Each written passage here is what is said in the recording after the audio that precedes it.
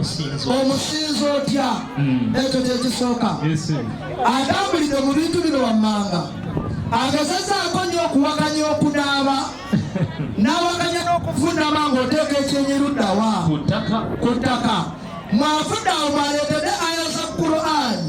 ne hadisi zabadde takola atya zatategeera kati seeka kantandika bwenti okumuteekateeka kansooke muteeketeeke kwata 17:36 Qur'ani 17:36 sobola kiwandiiko 17:36 Qur'ani egamba nti etya owange gwe omuntu owange mukulu Benard toyimiriranga ku ekyo ky'otayinaako okumanya Qur'ani bw'oba togimanyi sooka ogize ebbali gite agyesonyiwe sooka lwaki ogyesonyiwa ngenda kumuwa ensonga zino wammanga lwaki yesonyiwa ki Qur'ani aye omanyiri gye yaleese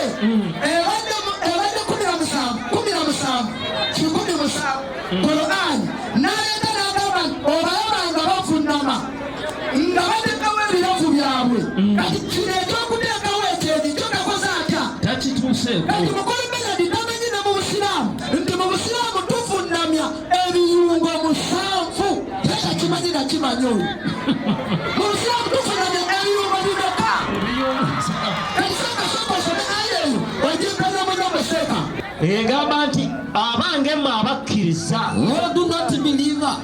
oba imwe abatali bayikkiriza those who were given knowledge before it abaweebwa amagezi mu kumanya Qur'ani when it recited to them bwebanga eri kubasomerwa Qur'ani they fall up their faces bagwira ku feesi yaibwe in prostration ng'ate bali mu kwewombeeka na kuvundama naye osome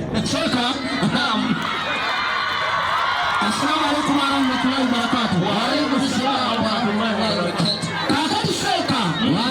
alesa hadisi esoose ng'alaga nti omwaka yeebaka n'azuukuka nga tafunye eki kakati seeka Qur'ani mulimu okutendera ne hadisi waliwo Qur'ani byekulaga ng'etteeka lyali terinabakola lityapuka eno hadisi ebeerawo ng'etteeka ly'okuba nga tufuna wuzu terinabakola litya terinakusiba etteeka bwe lyasiba abasiraamu ne batandika ofuna ki yali aya gyemuwadde kati bambi aleeta hadisi ng'etteeka terinabakutta olw'okuba nti tagimanyi ate n'abuuza ekibuuzo etteeka bwe lyakka abakkiriza bonna ne batandika okusaala nga bafuna ki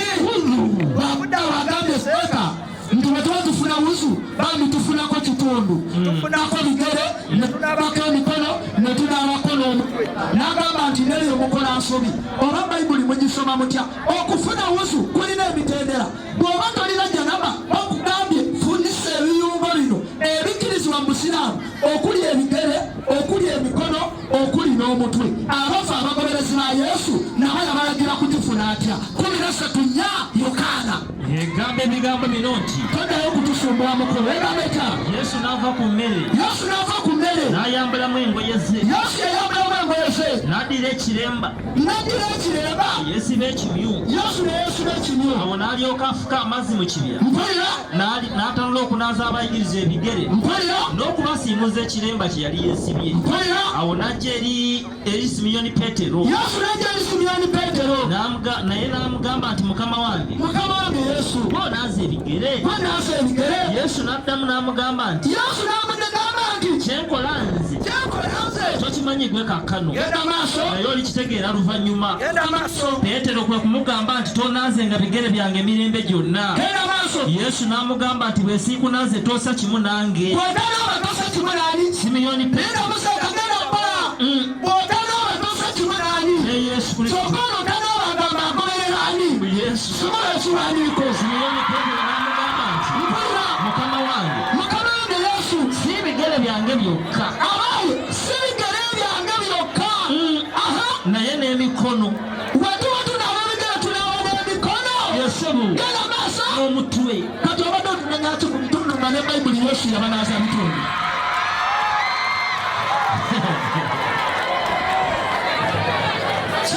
ndiyo baba abadde otunanyaki ebitundu